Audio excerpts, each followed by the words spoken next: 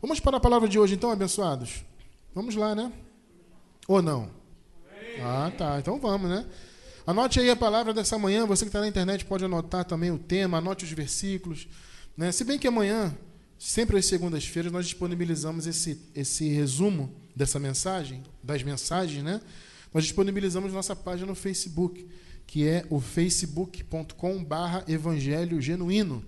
Toda segunda-feira entra, quando o abençoado Marcos grava a mensagem, né? Aí entra a mensagem em vídeo, e também a mensagem resumida em texto, para quem gosta de ler, gosta de imprimir, tá? Mas, de qualquer maneira, se você quiser anotar, anote para você ler aí os contextos, né, direitinho. Então, vamos lá, abençoados. O que houve aí, Frei? Ah, tá. Cuidado para não coisar a transmissão, hein, Frei? Ah, tá. Vamos lá, então. Anote aí o tema da mensagem de hoje, abençoados.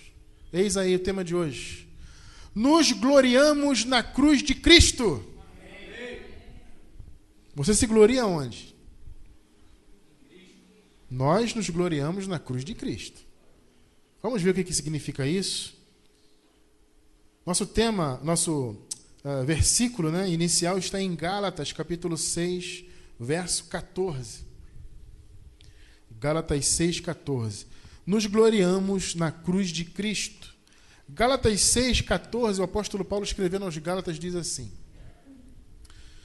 mas longe esteja de mim gloriar-me, a não ser na cruz de nosso Senhor Jesus Cristo, pela qual o mundo está crucificado para mim e eu para o mundo. Oremos. Senhor Jesus Cristo, nós te louvamos nessa manhã, Pai. Agradecemos por mais uma vez estarmos juntos e unidos para falarmos da Tua graça, para exaltarmos o Teu santo nome. Estamos agradecidos ao Senhor, meu Deus, pelas bênçãos manifestadas, Pai, por estar sempre cuidando de nossa vida, nos conduzindo em triunfo. Pai, muito obrigado. Agradeço por essa igreja abençoada, Pai, que está reunida aqui no salão do ministério nesta manhã. Também agradeço pela igreja, que é a mesma igreja, Pai, que está reunida pela internet agora em vários lugares do mundo. Eu agradeço profundamente, meu Pai. Eu louvo ao Senhor, meu Deus, por essa manhã gloriosa e pela Sua palavra.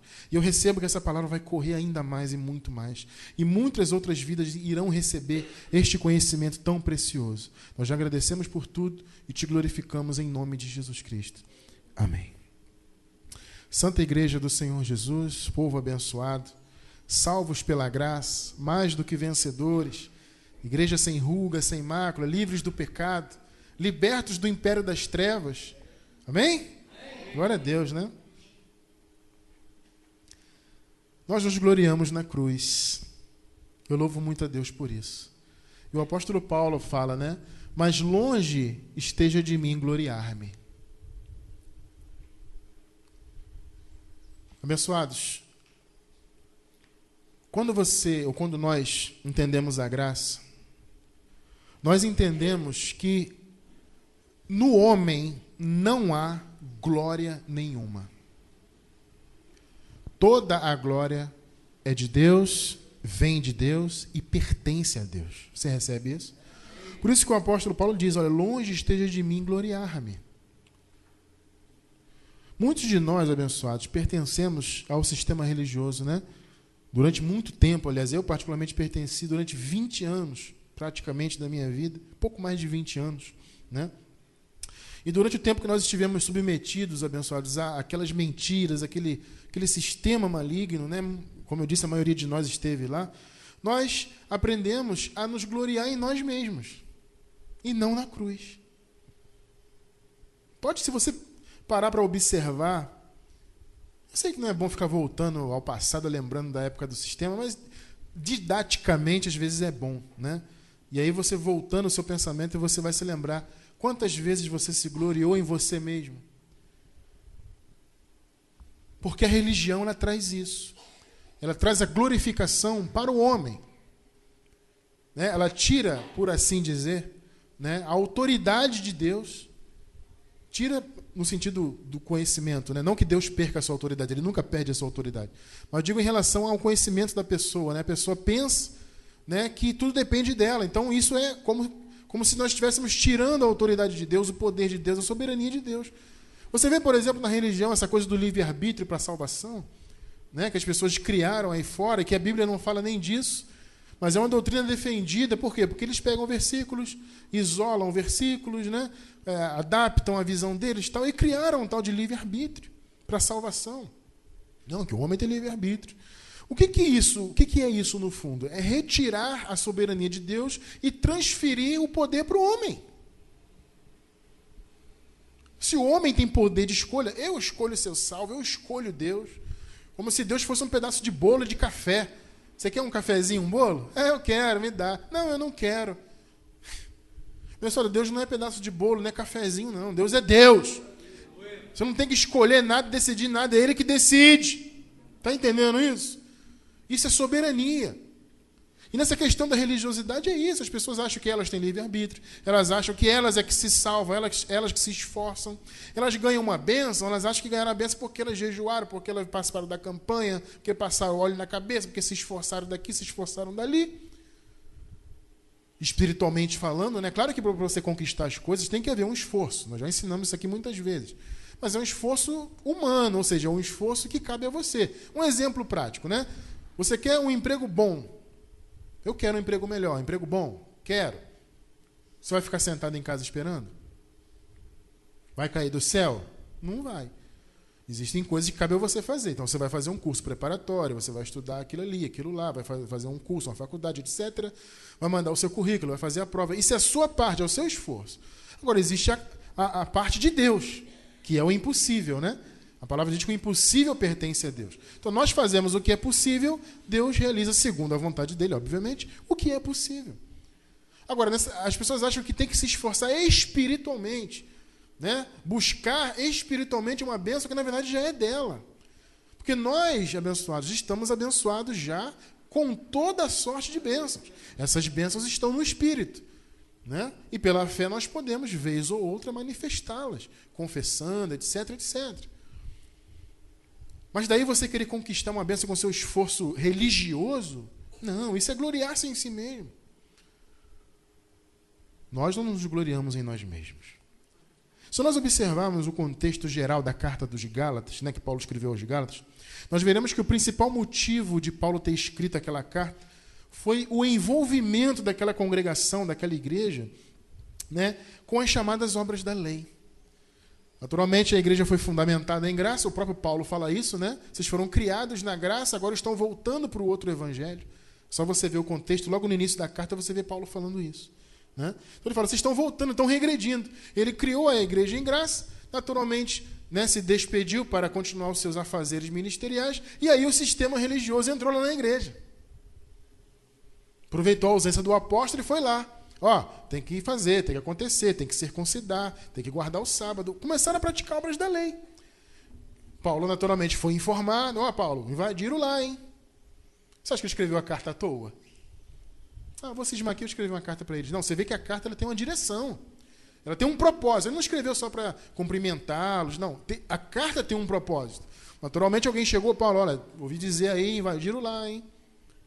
Estão circuncidando, estão fazendo, estão acontecendo. Aí o Paulo, vamos escrever. E o propósito dele foi esse, escrever para alertar aquela igreja sobre as obras da lei. Então, abençoados, é fato que as pessoas que vivem por obras têm a tendência de se gloriarem de seus esforços.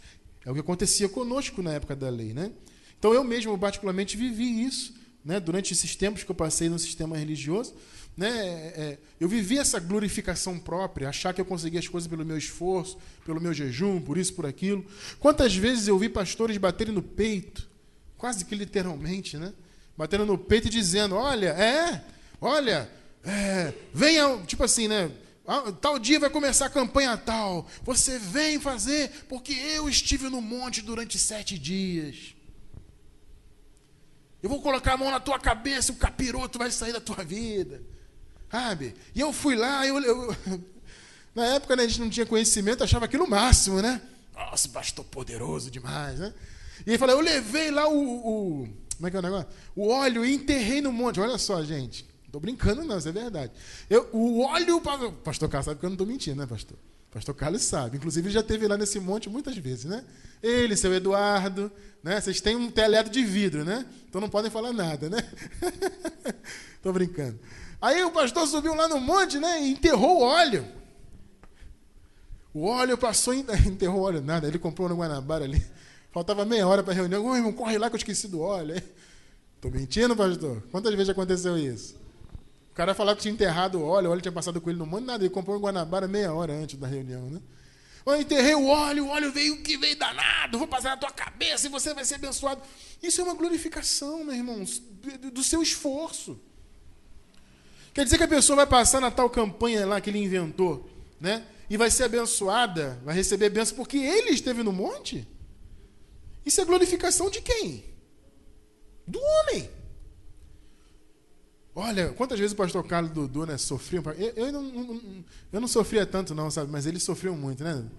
Eu sofri também um pouquinho, mas eles sofreram mais que eu no sistema ali, né? Aí quantas vezes o pastor, abençoado, tem campanha, você tem que fazer o jejum, hein? Você vai passar o dia inteiro em jejum, porque tu vai colocar a mão na cabeça das pessoas. Jesus falou, se não tiver em jejum, não pode expulsar o negócio. Sem jejum e oração, como é que fala? Eu esqueci agora. Essa caixa de demônio não pode sair. Então você tem que estar em jejum e oração. Aí fazia aquela fila, eles vinham em jejum, tadinho, né? Eles e outros obreiros lá, cheios de fome, o dia inteiro, a reunião era à noite, né? Eles não podiam comer durante o dia, aí com a perninha tremendo assim, né? E aquela fila, o irmão passando, aí bota a mão na cabeça. Aí, raciocina, isso aí não é passado não, isso é presente, isso acontece hoje em dia ainda. E aí o que a pessoa pensa? Poxa, eu estou aqui passando, esse irmão está em jejum, então eu vou confiar que ele vai colocar a mão na minha cabeça, né? Eu vou ser abençoado, vai passar um óleo, sei lá o quê. Isso é glorificação de quê? Do homem. A pessoa está voltando o fato dela receber uma bênção para o homem. Porque o pastor esteve no monte e enterrou o óleo no monte. Porque o obreiro está em jejum. Porque isso e aquilo. Isso é glorificação do homem. Quantas vezes eu ouvi isso? Pessoas achando que é o jejum que abençoa, que é o sacrifício que abençoa. Não, meu irmão, você já é um abençoado. E pior, queridos, não eram só os líderes, não. Os demais irmãos também se gloriavam. Aonde? Nos sacrifícios realizados. Quantas pessoas se gloriavam, né, nos sacrifícios? Quantas vezes eu ouvi mulheres, sem brincadeira, se gloriando mesmo, não verbalmente, mas as atitudes, né, do cabelão grande. Não, porque aqui não corta o cabelo. É pecado cortar o cabelo. E as pessoas tinham um cabelão e andavam... Fazia um rabo de cavalo para todo mundo ver, olha, aquela irmã não corta o cabelo. Tinha uma irmã de uma denominação dessa pentecostal que eu participei, que o cabelo dela ia no chão. No chão. E quando ela sentava, assim, na época eram aquelas cadeiras, aqueles bancos de madeira. Então a pessoa sentava, né, e o cabelo ficava assim, dobrado no chão. Uma vez eu sentei assim e falei, meu Deus, deve estar imundo, né, a ponta do cabelo, que arrasta no chão. Aí quando a pessoa levantava... Por quê? Porque na igreja proibia cortar o cabelo. Você entende isso? Então é uma glorificação em suas atitudes humanas.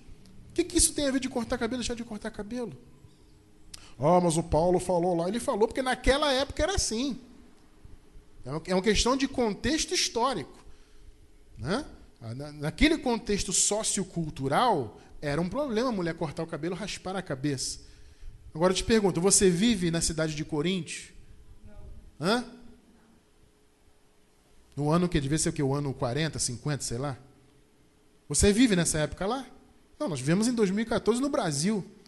Nosso contexto sociocultural é outro. Não há problema algum a mulher cortar o cabelo. É uma questão sociocultural. Como naquela época escandalizava a cultura e a sociedade, então Paulo falou, olha, evita porque, né? Vai escandalizar.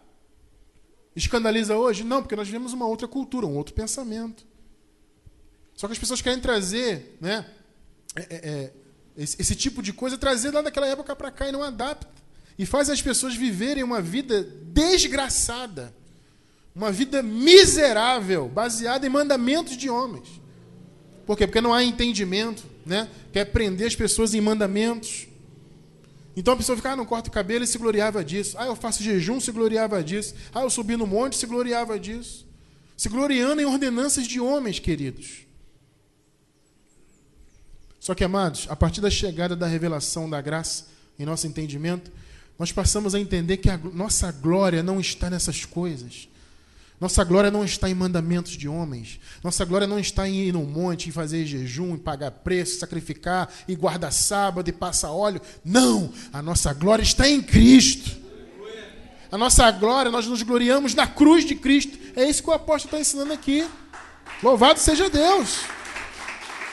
Eu louvo a Deus por esse entendimento. Porque hoje nós transmitimos toda a glória para quem é digno de receber essa glória. Não é o homem, não é você mesmo, é Deus. Então aqui, ó, longe de mim gloriar-me, a não ser na cruz. Parece estranho isso, mas abençoado, gloriar-se na cruz. Por que parece estranho? Porque a imagem da cruz, ela sempre causou muita controvérsia, né? Principalmente no meio dos protestantes evangélicos, né?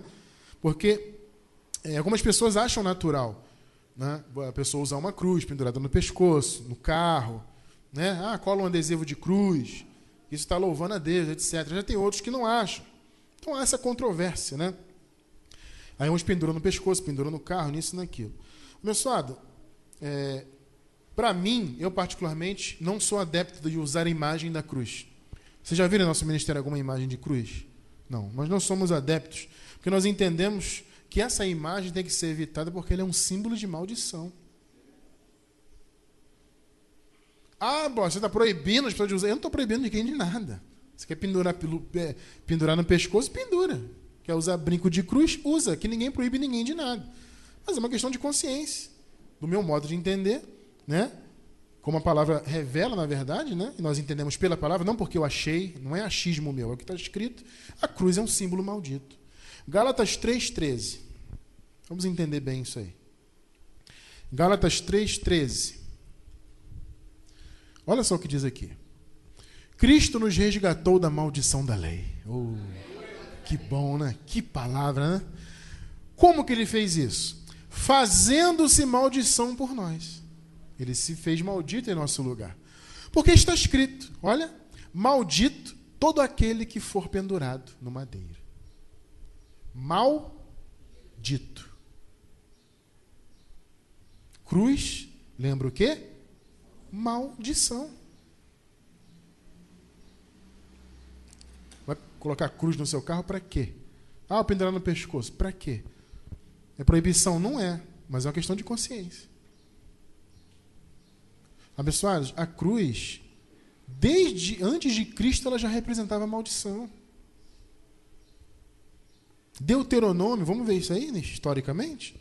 Deuteronômio 21, versículos 22 e 23. Eu já ia falar assim, carta de Paulo a Deuteronômio. Como é que fala? O vício, né? Costume, né? Na verdade. Deuteronômio 21, versículos 22 e 23. Veja só a realidade ali na época da lei lá dos judeus, né? Se um homem culpado de um... Eu estou lendo a Nova Versão Internacional, tá? Se um homem culpado de um crime que mereça a morte for morto e pendurado num madeiro, isso é o que mandava a lei. Não deixem o corpo no madeiro durante a noite. Enterrem-no naquele mesmo dia. Porque qualquer que for pendurado no madeiro está, o quê? Debaixo da maldição de Deus. Não contaminem a terra que o Senhor, seu Deus, lhes dá por herança. Jesus cumpriu isso aqui à risca. Cumpriu ou não cumpriu? Aqui o contexto está falando de homens que eram mortos apedrejados pela lei. Veja como é que a lei era uma coisa terrível, né? Eles cometiam lá um pecado. Aí, o que a lei mandava? Que eles fossem apedrejados, mortos, e eles tinham que ser colocados no madeiro. Só que não podia virar a noite no madeiro. Jesus virou a noite no madeiro? Não. Por quê? Para se cumprir plenamente a lei. Então você vê que madeiro, cruz, é maldição de Deus. Eu estou explicando isso porque às vezes a pessoa tem dúvida. Eu vou colocar aqui uma cruz, né? Para simbolizar. Não, meu irmão. Na minha opinião, você não deve fazer isso. Porque, abençoados, apesar de, na cruz, no madeiro, ter ocorrido o primeiro passo da nossa vitória, foi o primeiro, né? Quando Jesus morreu na cruz. Se a nossa fé precisasse de um símbolo visual, ela não precisa, tá? Não precisa. Mas se precisasse, né, este deveria ser a imagem de um sepulcro vazio. Se eu tivesse que simbolizar a minha fé, eu não vou simbolizar com a cruz. Eu simbolizaria com um túmulo vazio. Seria um símbolo mais adequado. Por quê? Porque a grande conquista de Jesus por nós foi a sua ressurreição. Porque se Jesus tivesse morrido e não tivesse ressuscitado, nada ia valer a pena. Não ia acontecer nada. Jesus morreu e morreu. Você entende? Então não foi a morte só. Na verdade, foi mais do que a morte. Foi a vitória sobre a morte. Foi a ressurreição que manifestou as bênçãos. Foi a ressurreição que nos trouxe a graça. Você recebe isso? Então, entre escolher um símbolo de cruz e um símbolo de um sepulcro vazio, eu escolheria um sepulcro vazio. 1 Coríntios 15, 14. Primeira carta de Paulo aos Coríntios, capítulo 15. Vamos ler os versos 14 e 17. Primeiro aqui, tá? 1 Coríntios 15, 14 e 17. Veja só o que o apóstolo diz aqui.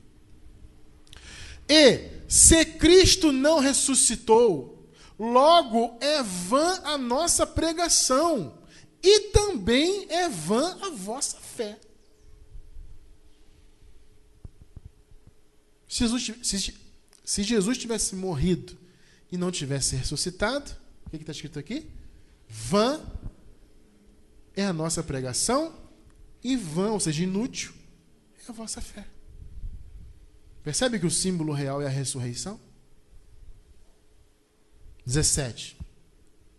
E se Cristo não ressuscitou, é vã a vossa fé, e ainda permaneceis nos vossos pecados. Você vê que a ressurreição é que foi o selo. Quando alguém diz aí que a pessoa está em pecado, o que a pessoa está dizendo no fundo? Que Jesus não ressuscitou. Sem saber, obviamente, né? Irmão, você está em pecado. O que ele está dizendo? Jesus não ressuscitou.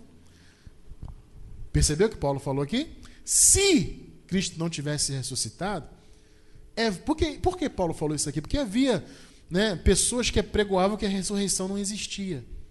Se você ler o contexto, você vê. Esse negócio de ressurreição não existe. Aí Paulo está argumentando, se Jesus não ressuscitou, então a fé de vocês é inútil. E mais, ainda permanecem nos pecados. Por que eu posso afirmar que nós não permanecemos no pecado? Por que eu afirmo aqui que nesse ministério, aliás, no mundo, não há pessoas debaixo do pecado? Por que eu posso dizer isso? Apesar de todo o erro carnal que é cometido no mundo afora. Por quê? Porque Cristo ressuscitou. Ah, mas abençoado, as pessoas pecam na carne. Nós sabemos disso, a carne gosta de errar o alvo. Pecar é isso, é você errar o alvo, errar o caminho, fazer o que não deve ser feito. A carne gosta. Mas nós não nos conhecemos mais segundo a carne. A carne planta, a carne colhe, mas no Espírito estamos perfeitos, abençoados, salvos para sempre. Recentemente nós falamos sobre isso. Então afirmo que não há ninguém debaixo do pecado, porque nós estamos em Cristo. Ou seja, estamos na nova aliança. Estar em Cristo é estar na nova aliança. Nós pertencemos a uma aliança superior. Quem recebe essa palavra? Romanos 4, 25, ainda sobre a ressurreição. Romanos 4, 25. O qual por nossos pecados foi entregue e ressuscitou para a nossa justificação. Percebe o poder da ressurreição? Você não está em pecado porque Jesus ressuscitou. A sua fé não é vã porque Jesus ressuscitou. Você é justificado porque Jesus ressuscitou. Então qual é o símbolo verdadeiro da fé cristã? É o túmulo vazio, ou seria, porque fé não precisa de símbolo. Fé não é vista. O que o apóstolo falou? Nós andamos por fé, não por vista.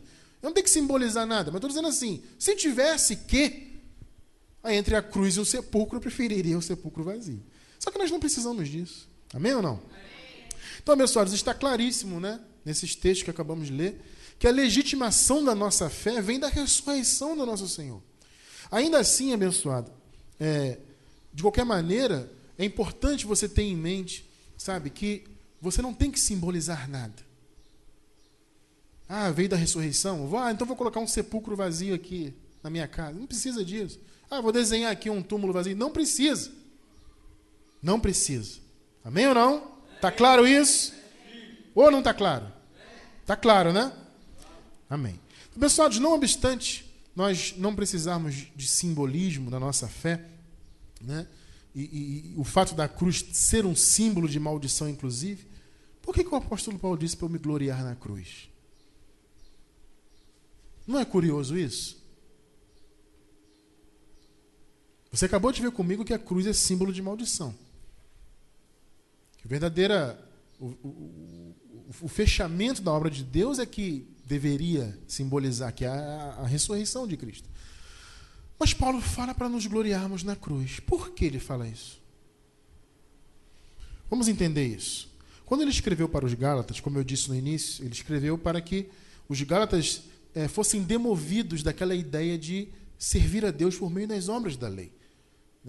O sistema religioso havia invadido a igreja lá dos Gálatas, colocado a lei no meio da igreja, e Paulo falou, olha, não é por meio da lei. Então, quando ele escreve aos Gálatas e diz para eles se gloriarem na cruz, ele fala, olha, eu me glorio na cruz. Ou seja, ele estava indiretamente dizendo para eles, vocês também têm que se gloriar na cruz. Por que ele está falando isso? Ele estava falando isso em oposição à glorificação que a lei traz por meio das obras. Fala, gente, vocês escolhem, ou vocês se gloriam por meio das obras da lei, ou vocês se gloriam na cruz. Amados, o que nós entendemos disso? A cruz anulou as obras da lei. Não que Paulo fala aos Romanos, no capítulo 7, que nós morremos para a lei? O primeiro marido morreu? Quem já leu isso com a gente aqui? Várias vezes, já lemos, né?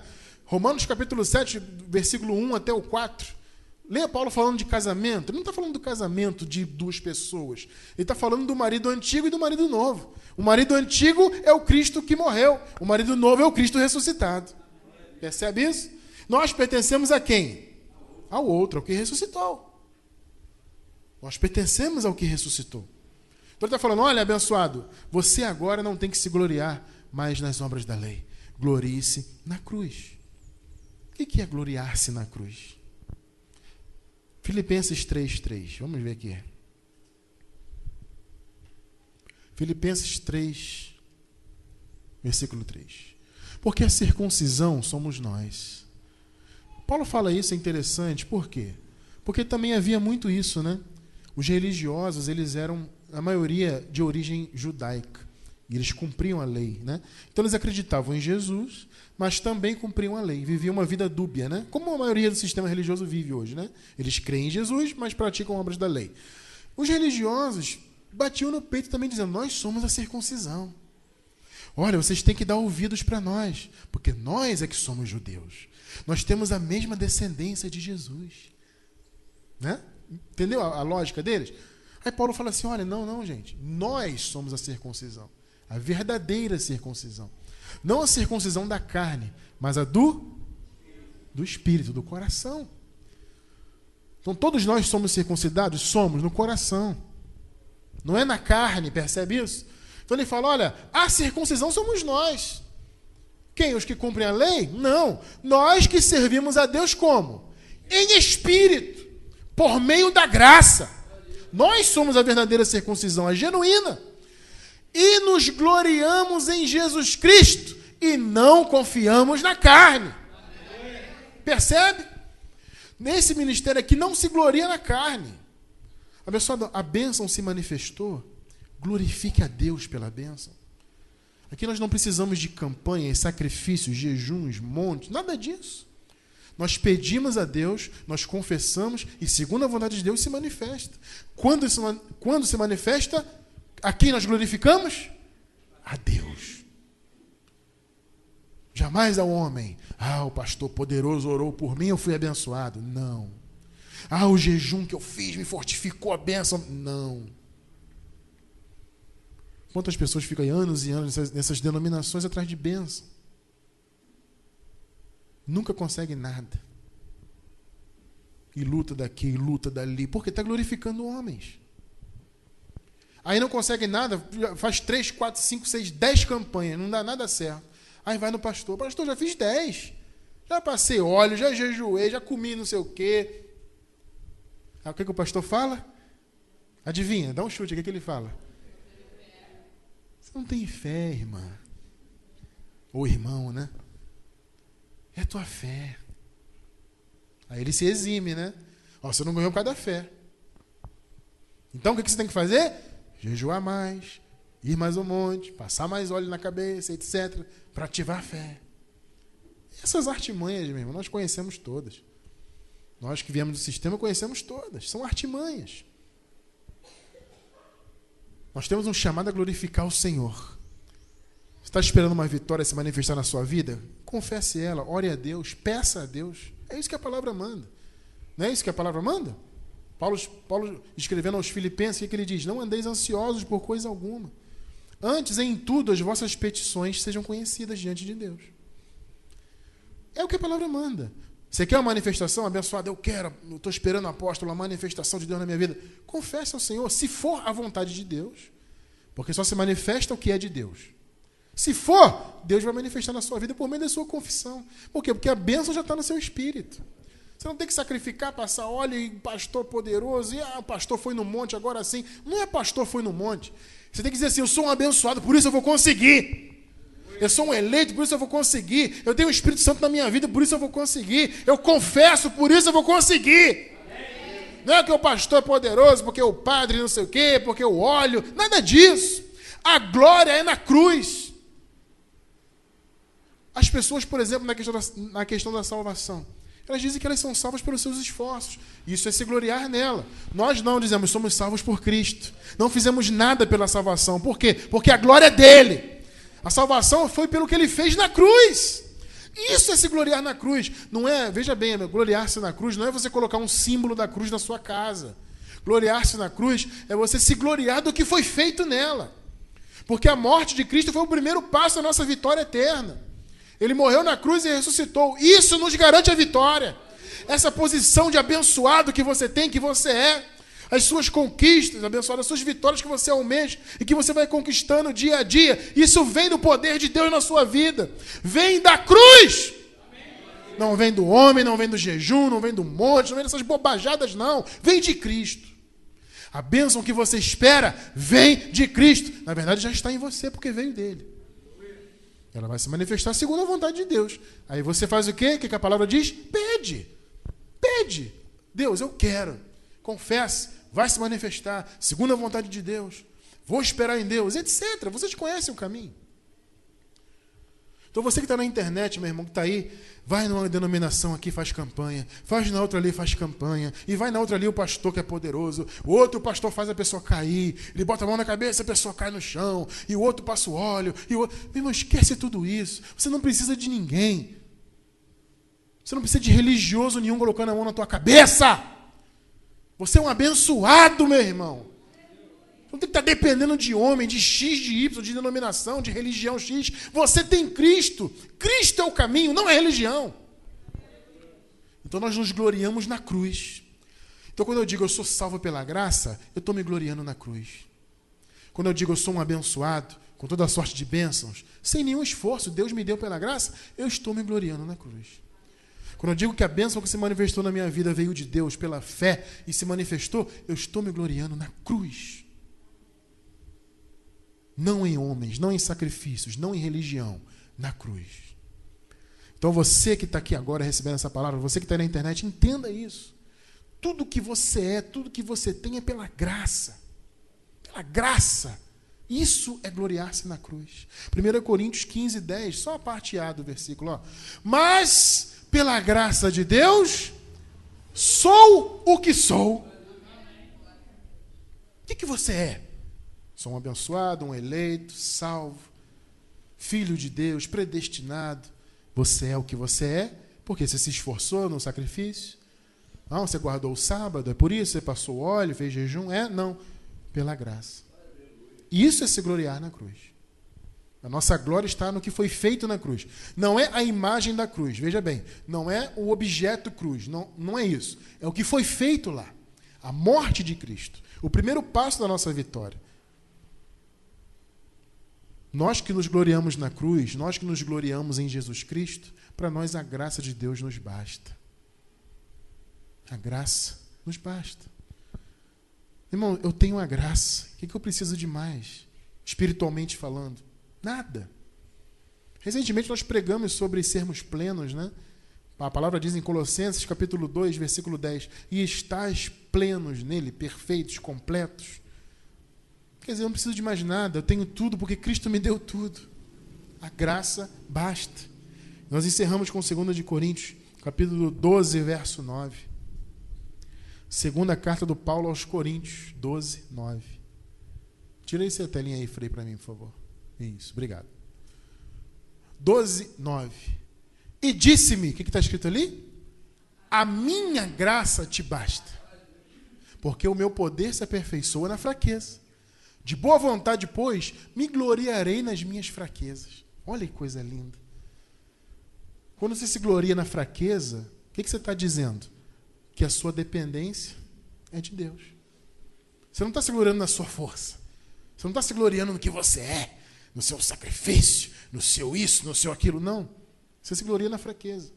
Nós entendemos que nós em nós mesmos somos fracos. Mas nós nos gloriamos nisso. Por quê? Porque a nossa capacidade vem de Deus. A graça nos basta. Amém? De boa vontade, pois me gloriarei nas fraquezas, para que em mim habite o poder de Cristo. Irmão, é pelo poder de Cristo. A graça basta. Isso é gloriar-se na cruz. O que passa disso, carne. O que passa disso, religião. O que passa disso é autoglorificação ou glorificação de homens. Isso nós não queremos, jamais teremos no nosso meio. Aqui só glorificamos a Cristo. A nossa glória está lá na cruz, lá no que Jesus fez por nós. Assim é, porque assim disse o Senhor. Louvado seja Deus por sua morte na cruz. Nós nos gloriamos nele. Amém.